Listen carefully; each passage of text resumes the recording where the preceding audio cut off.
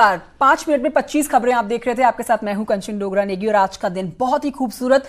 सावन का महीना शुरू हो चुका है, पहला सोमवार आज है। सावन के महीने में भगवान शंकर की पूजा करना और उन्हें जल चढ़ाना बहुत ही फलदायी माना जाता है। इसी पर आप ये हमारी खास पेशकश आप देखेंगे। शिव पुराण के अनुसार भगवान शिव इस महीने में सोमवार का व्रत करने वाले भक्तों की सभी मनोकामनाएं पूरी करते हैं।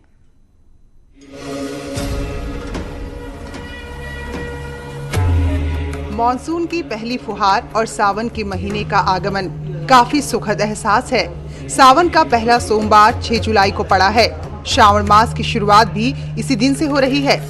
इस बार श्रावण मास में कुल 5 सोमवार पड़ेंगे। सावन के महीने में अद्भुत संयोग बन रहा है क्योंकि सावन की शुरुआत का पहला दिन ही सोमवार है। वहीं सावन के अंतिम दिन यानी 3 अगस्त को भी सोमवार ही पड़ रहा है। पंचांग के अनुसार सावन के महीने की प्रमुख तिथियां 6 जुलाई सावन का पहला सोमवार, 13 जुलाई सावन का दूसरा सोमवार, 20 जुलाई सावन का तीसरा सोमवार, 27 जुलाई सावन का चौथा सोमवार, अगस्त 3 सावन का 5वां और अंतिम सोमवार। श्रावण महीने का अंत तीज या फिर रक्षाबंधन जैसे त्योहारों के साथ होता है। हिंदू परंपराओं और मान्यताओं के अनुसार हिंदू पंचांग का 5वां महीना यानी कि श्रावण का महीना भगवान शिव और मां पार्वती को समर्पित है। कहा जाता है जो महिलाएं सावन के सोमवार का व्रत रखती हैं उनके पति की लंबी आयु होती है। साथ ही अविवाहित लड़कियों को मनपसंद जीवन साथी मिलता है। सावन के सोमवार की पूजा विधि। प्रातःकाल स्नान करने के बाद शिव मंदिर जाएं। लॉकडाउन में आप घर पर रहकर भी जल चढ़ा सकते हैं। शिवलिंग पर जल अर्पित करें। भगवान को साष्टांग प्रणाम करें। खड़े होकर शिव मंत्र का 108 बार जाप करें। सायंकाल भगवान की आरती उतारें। पौराणिक मान्यताओं के अनुसार सावन के महीने में शिवलिंग पर जल चढ़ाने से भगवान शिव की विशेष कृपा मिलती है। भगवान शंकर का एक नाम भोलेनाथ भी है। भोलेनाथ ऐसे देवता हैं जो मात्र जलाभिषेक से ही प्रसन्न हो जाते हैं। हालांकि श्रावण मास के महीने में हर साल जैसी धूम इस बार देखने को नहीं मिलेगी। कोरोना की वजह से इस साल लोगों को अपने घर में रहते हुए ही सावन के महीने में पूजा अर्चना करनी होगी। Bureau report, news 18। तो सावन की पहले सोमवार की ये सुबह, इस मौके पर शिव मंदिरों में सुबह से लोगों का उमड़ना शुरू हो चुका है, लेकिन कोरोना के चलते श्रद्धालुओं की तादाद में थोड़ी कमी दिखाई दे रही है। 3 तस्वीरें आपके टेलीविजन स्क्रीन पर वाराणसी, बाराबंकी और गाजियाबाद से, जहां सुबह से ही हजारों संख्या में श्रद्धालु लाइन में खड़े हुए नजर आ रहे हैं, लेकिन इस बार पहले वाली रौनक दिखाई नहीं दे रही है। ये 3 तस्वीरें हम आपको दिखा रहे हैं। इससे समझिए कि सोशल डिस्टेंसिंग और मुंह पर मास्क पहनना बेहद जरूरी और पालन करते हुए लोग भी देखे जा रहे हैं। ये वाराणसी, बाराबंकी और गाजियाबाद की तस्वीरें। कोरोना के चलते मंदिर परिसर में सोशल डिस्टेंसिंग का पूरा ध्यान रखा जा रहा है। इस बीच आपको ये भी बता दें कि सावन के पहले सोमवार को सीएम योगी ने भी आराधना की है। आराध्य देव भगवान शिव की पूजा अर्चना आराधना उन्होंने की। गोरखपुर के मानसरोवर मंदिर से तस्वीरें आपके सामने, जहां पर सीएम योगी आदित्यनाथ ने पूजा अर्चना की। शिवलिंग का रुद्राभिषेक कर कोरोना से मुक्ति दिलाने की उन्होंने प्रार्थना की है। और अब आपको तस्वीरें दिखाएंगे वाराणसी की, जहां पर बाबा काशी विश्वनाथ मंदिर में जलाभिषेक करने के लिए श्रद्धालुओं की कतार लगी हुई है। हाथ में दूध का लोटा देख सकते हैं आप लोगों के। हालांकि कोरोना काल में शिव भक्तों की संख्या पिछले सालों के मुकाबले काफी कम है, तो मंदिर में प्रवेश करने से पहले सभी श्रद्धालुओं की थर्मल स्क्रीनिंग की जा रही है। साथ ही उनके हाथों को सैनिटाइज करने का भी काम हो रहा है। मंदिर प्रशासन पूरी तरह से लोगों से सोशल डिस्टेंसिंग का पालन करा रहा है। चेहरे पर सबके मास्क है, 6 फीट की दूरी मेंटेन की जा रही है और मंदिर के अंदर एंटर करने से पहले सैनिटाइजेशन का काम चल रहा है। और इस बीच हमारे साथ राज मिश्र जी जुड़ गए हैं, आचार्य, जिनसे हम जानेंगे कि कोरोना काल में राज मिश्र जी, आगाज हुआ है सावन के महीने का पहला सोमवार आज, बहुत ही खूबसूरत आज का दिन, लेकिन हमें वैसी रौनक देखने को नहीं मिल रही और मिलनी भी नहीं चाहिए, क्योंकि ये कोरोना काल चल रहा है। यहाँ पर सोशल डिस्टेंसिंग का पालन करना होगा, यहाँ पर चेहरे पर मास्क लगाना होगा और 6 फुट की दूरी मेंटेन करनी होगी। हम आपसे अपने दर्शकों तक बताना चाहेंगे कि घर पर रह के बाबा को कैसे प्रसन्न करें, साधारण पूजा अर्चना की विधि क्या होनी चाहिए, किन सामग्रियों का इस्तेमाल होना चाहिए। तो सबसे पहला सवाल तो यही कि आज के दिन, सोमवार का जो दिन है, बाबा की पूजा आराधना घर पर कैसे करें, बताइए। जी, सबसे पहले कंचन जी आपका बहुत बहुत धन्यवाद। और मैं जो भी हमारे न्यूज़ 18 के दर्शक हैं, मैं सभी को बहुत बहुत धन्यवाद देना चाहूँगा और बहुत शुभकामना देना चाहूँगा। मैं प्रार्थना करूँगा कि भगवान शिव का जो आशीर्वाद है उस सभी दर्शकों पर बना रहे, सभी लोग अपने घर में सुख शांति पूर्वक अपना जीवन व्यतीत करें, शरीर में आरोग्यता हो। आइए, मैं चाहूँगा कि हाँ, कारण है कि इस परिस्थिति में, कोरोना काल के अंदर अधिकतम लोग मंदिर नहीं जा पा रहे हैं, अधिकतम लोग मंदिर जा करके दर्शन नहीं कर पा रहे हैं। तो मैं चाहूँगा कि अपने घर में ही आप सभी लोग बैठ करके मेरे साथ हाथ जोड़ करके बड़ी श्रद्धा और प्रेम के साथ भगवान शिव का ध्यान करते हुए उनसे प्रार्थना करें कि हे प्रभु, आपकी कृपा हम सब पर बनी रहे, आपकी छत्र छाया में रहते हुए हम सबका जीवन सुख समृद्धियों से परिपूर्ण हो। आप सभी लोग आइए मेरे साथ हाथ जोड़ करके श्रद्धापूर्वक भगवान शिव का ध्यान कीजिए, फिर हम आगे की जो चर्चा है उसको प्रारंभ करेंगे। ओम कर्पूरगौरं करुणावतारं संसारसारं भुजगेन्द्रहारं सदा वसन्तं हृदयारविन्दे भवं भवानी सहितं नमामि। बोले श्री शंकर भगवान की जय। कंचन जी, आज का दिन जैसा कि आपने बताया वाक्य में बहुत ही शुभ है, बहुत बेहतर है। मैं तो यहां तक कहना चाहूंगा कि शायद हमने अपने जीवन काल में इस प्रकार का शुभ सोमवार, इस प्रकार के शुभ मुहूर्त को नहीं देखा हो। खैर, आज एक वैश्विक महामारी के कारण पूरा विश्व परेशान जरूर है, लेकिन उसी के साथ एक ऐसा दिन हमें प्राप्त हुआ है जिसके माध्यम से हम अपने स्वास्थ्य को बेहतर कर सकते हैं, अपने जीवन को बेहतर कर सकते हैं घर में रह करके, और अपने परिवार को सुख समृद्धि प्रदान कर सकते हैं। मैं उसका कारण आप लोगों को बता देता हूं। जैसा कि आपने अपने रिपोर्ट के अंदर भी दिखाया कि इस श्रावण का जो प्रारंभ है वो भी सोमवार के साथ है, और 3 अगस्त को रक्षाबंधन जो समाप्ति है वो भी सोमवार के साथ है। लेकिन उसके साथ आज बेहतर क्या है, प्रतिपदा तिथि है, आप लोग जानते हैं, उत्तराषाढ़ा नक्षत्र है, और उत्तराषाढ़ा नक्षत्र के जो देवता हैं वो विश्वदेव कहे जाते हैं। विश्वदेव भगवान विष्णु को कहा जाता है।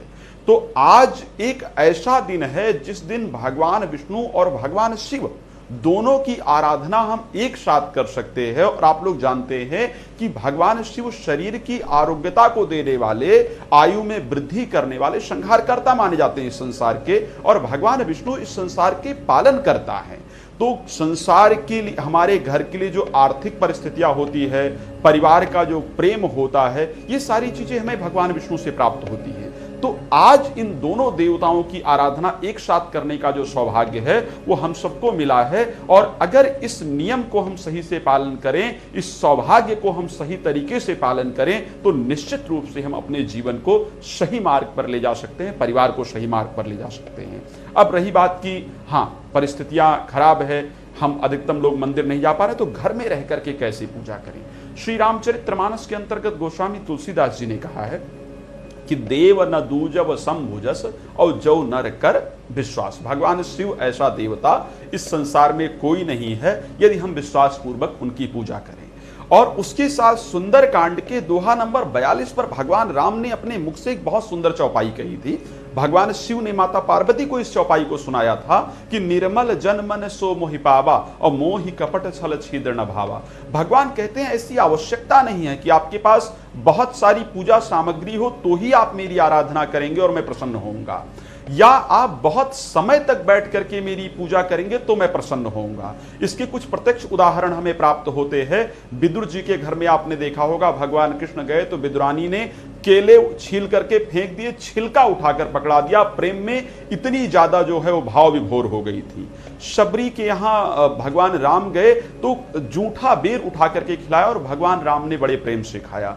तो जो हमारे मन के अंदर ये धारणा होती है कि नहीं सिर्फ मंदिर जा करके भगवान की आराधना हो सकती है, या भगवान को बहुत कुछ अर्पण करके भगवान की आराधना होती है, मेरे हिसाब से हमें यह सोचना होगा कि हरि व्यापक सर्वज्ञ समाना और प्रेम ते प्रगट हो ही में जाना। परमात्मा सभी जगह व्याप्त है, सिर्फ आवश्यकता है कि हम श्रद्धा और प्रेम के साथ उनकी आराधना करें।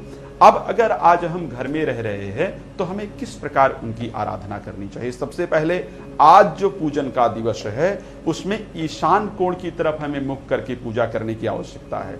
उत्तराषाढ़ा नक्षत्र जिस दिन हो, उत्तराषाढ़ा नक्षत्र में जब भी पूजन किया जाए तो ईशान कोण कहते हैं नॉर्थ ईस्ट को, यानी उत्तर और पूर्व का जो कोना है, ना तो फेस पूरी तरह पूर्व में होना चाहिए और ना तो फेस पूरी तरह उत्तर में होना चाहिए। घर के अंदर ही शुद्ध आसन लेकर के, स्वच्छ आसन लेकर के, कोई भी धुला हुआ आसन ले सकते हैं, उस पर बैठ करके उत्तर पूर्व के बीच में मुख करके और यहां से भगवान शिव का दर्शन करते हुए, हमारे आदि गुरु शंकराचार्य ने मानसिक पूजा के बारे में बताया है, तो यहां से भगवान शिव का ध्यान करते हुए और मन में इस प्रकार की प्रार्थना करें कि प्रभु मैं आपको जल अर्पण कर रहा हूं, मैं आपको दुग्ध अर्पण कर रहा हूं, मैं आपको पंचामृत अर्पण कर रहा हूं। इस प्रकार एक मानसिक पूजा का विधान है और इस प्रकार सारी चीजें करके और भगवान शिव से श्रद्धा पूर्वक प्रार्थना करें कि प्रभु आज परिस्थितियां बस मैं आपके पास नहीं आ पा रहा हूं, आप सभी परिस्थिति को जानते हैं, मैंने श्रद्धा से आपका पूजन किया है, हम पर अपना आशीर्वाद प्रदान करें। घर में ही बैठ करके 5 मिनट या 10 मिनट जितनी देर श्रद्धा पूर्वक आप पाठ कर पाएं, ओम नमः शिवाय जो मंत्र है इसका श्रद्धा पूर्वक जप करें। अगर ओम नमः शिवाय जो पंचाक्षर मंत्र है श्रद्धा पूर्वक जप किया जाए तो भगवान शिव की असीम कृपा हमें प्राप्त होती है। उसके साथ श्री रामचरितमानस की बहुत प्रचलित चौपाई है और भगवान शिव को सबसे प्रिय चौपाई है। मंगल भवन अमंगलहारी उमा सहित जय जपत पुरारी। सभी लोग, दो चौपाई एक जैसी है, मंगल भवन अमंगलहारी द्रबहु सुदशरथ अजिर बिहारी, लेकिन यहां पर मंगल भवन अमंगलहारी उमा सहित जय जपत पुरारी, ये चौपाई बालकांड दोहा नंबर 17-18 के बीच की है।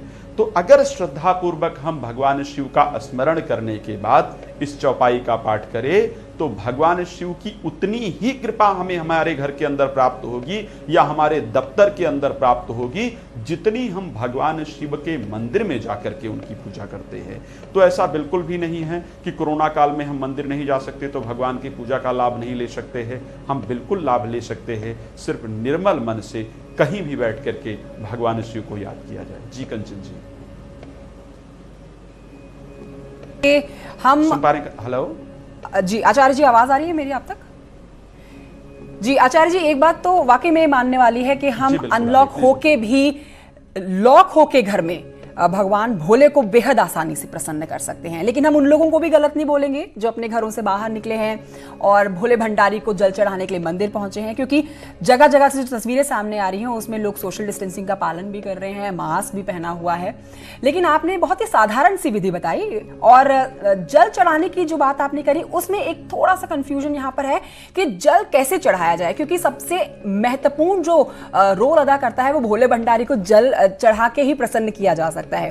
तो तुलसी का पेड़ जहां पर लोग शिवलिंग को स्थापित करते हैं वहां पर जल चढ़ाएं, या फिर मंदिर में बैठ के अपने पूजा जहां पर आप कर रहे हैं वहां पर एक थाल में शिवलिंग रख के वहां भगवान को पंचामृत जल या दूध चढ़ाया जाए। तो इस पर आप हमारे दर्शकों का एक डाउट क्लियर कर दीजिए।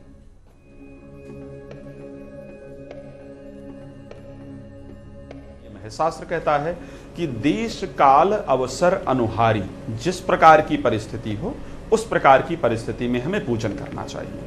आज जिनके घर में शिवलिंग है वो तो एक परात के अंदर रख करके और भगवान शिव का गंगा जल अर्पण कर सकते हैं। जो भी पंचामृत, दूध, दही, शहद, गंगा जल, अगर पंचामृत है तो एक एक करके आप अर्पण कर सकते हैं।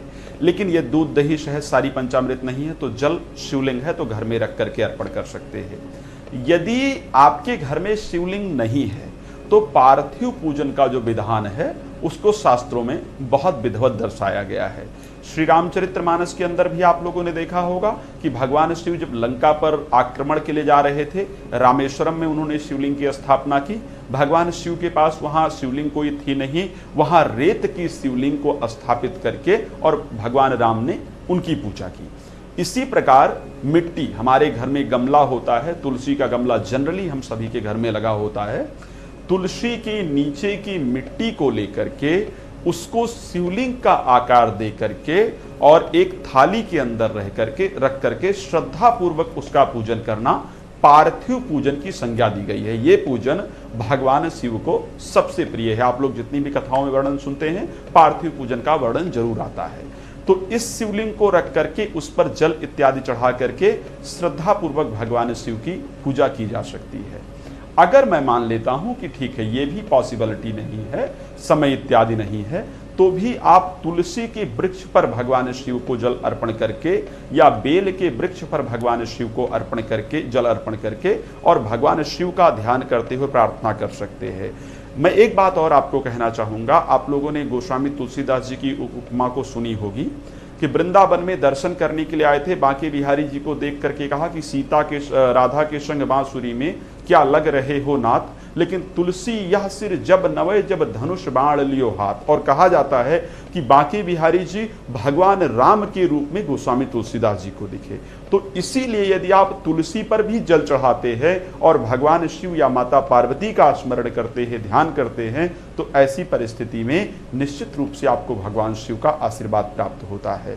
तो मंदिर जा सकते हैं, बहुत अच्छी बात है। अगर मंदिर जा भी रहे हैं तो जिस प्रकार सोशल डिस्टेंसिंग जो है उसका पूरा पालन करें। धर्म का मतलब ही नियम है।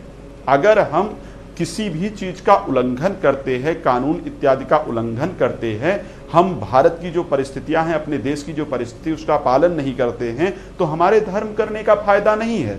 लेकिन यदि हम इसका पालन करते हैं और श्रद्धा पूर्वक पूजन करते हैं तो हमें पूरा लाभ प्राप्त होता है। तो मंदिर जा रहे हैं तो सारे नियमों का पालन करें। घर में रह रहे हैं तो जो नियम बताया है इस प्रकार भी पूजन किया जा सकता है। कंचन जी। जी आचार्य जी, कांवड़ यात्रा का ना होना ये कांवड़ प्रेमियों के लिए, भोले के भक्तों के लिए एक बहुत बड़ा झटका समान है। पद यात्रा करना और गंगा जल लाके भोले बाबा को चढ़ाना, ये हर एक भोले भंडारी के भक्तों में, खासकर सावन के दौरान इस महीने में बहुत उत्साह होता है युवाओं में। तो ऐसे में आप हमारे उन भक्तों को, उन व्यूअर्स के लिए क्या बताना चाहेंगे कि पूजा अर्चना के दौरान क्या कोई ऐसी विधि, क्या कोई ऐसा भी कार्य किया जा सकता है जिसमें कांवड़ यात्रा ना कर पाने की उस कमी को पूरा किया जा सके?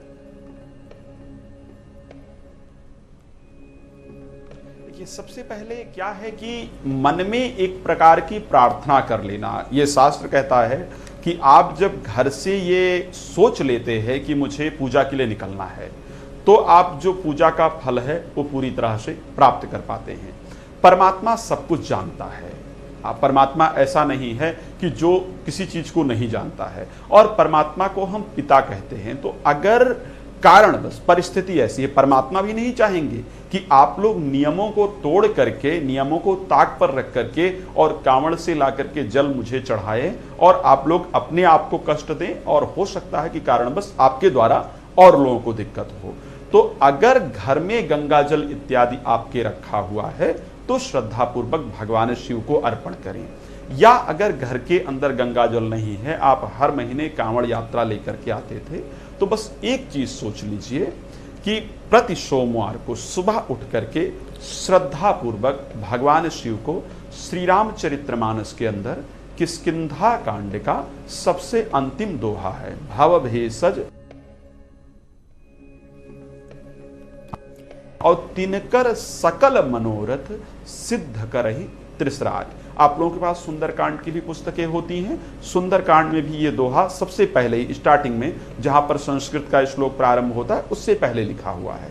तो अगर इस दोहे का हम श्रद्धा पूर्वक पाठ करते हैं तो शास्त्र ऐसा लिखा है, शास्त्र में वर्णन है कि जो लोग कांवड़ यात्रा का जो फल प्राप्त होता है, इस दोहे से वो फल प्राप्त होता है। घर में गंगा जल है तो आप मंदिर जाकर के अगर जल अर्पण कर सकते हैं तो श्रद्धा पूर्वक जाकर के मंदिर जल अर्पण करें। गंगा जल ही लाकर हम चढ़ाते हैं तो उससे भी वही फल प्राप्त होगा जो आपको कांवड़ यात्रा से प्राप्त हो रहा है। या नहीं गंगा जल है तो साधारण जल घर से ले जाकर के और भगवान शिव को अर्पण करेंगे तो आपको कांवड़ यात्रा के जो फल हैं वो प्राप्त होंगे। घर में प्रतिदिन पार्थिव का शिवलिंग बनाना ये एक बहुत बड़ा फल माना जाता है। इस चीज को ध्यान रखिए। मैं ये नहीं कह रहा हूं कि कांवड़ यात्रा का जो लाभ है वो नहीं प्राप्त होता है, लेकिन ये जो पार्थिव पूजन का फल है ये कांवड़ यात्रा से अधिक माना गया है। यहां तक कि बचपन में हम सभी को 1 महीने पूरे श्रावण पार्थिव पूजन के लिए हमारे विद्यालय के द्वारा और हमारे परिवार के द्वारा कहा जाता था, और हम लोग 1 महीना भगवान शिव की शिवलिंग को बना करके और छोटे छोटे 108 जो उनके गण हैं वो छोटी छोटी शिवलिंग बना करके हम रखते थे और श्रद्धापूर्वक पूजन करते थे।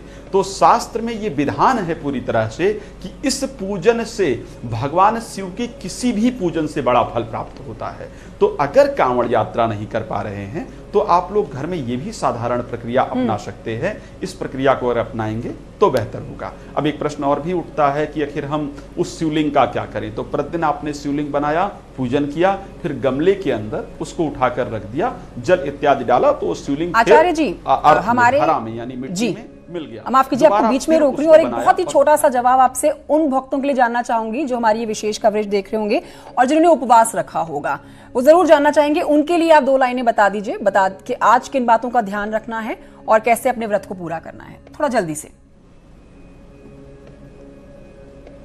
जी बिल्कुल। सबसे पहले व्रत जिन लोगों ने उपवास रखा है उनको एक चीज ध्यान रखें कि आज किसी के प्रति, जैसे व्रत पूरा करने का तो नियम है, आप लोग जानते हैं कि सोमवार के व्रत में नमक नहीं खाया जाता है और शास्त्र का नियम है कि सूर्यास्त से पहले आपको अपना व्रत खोलना चाहिए। बहुत सारे लोग ऑफिस इत्यादि में वर्क करते हैं तो उनके लिए मुश्किल होता है, तो आप लोग यदि घर से जा रहे हैं तो कुछ बना करके ले जाएं, सूर्यास्त से पहले भगवान शिव का ध्यान करके और व्रत को खोल लें। उपवास का एक बहुत बड़ा महत्व है, एक बहुत बड़ा अर्थ है अगर उठा करके देखा जाए।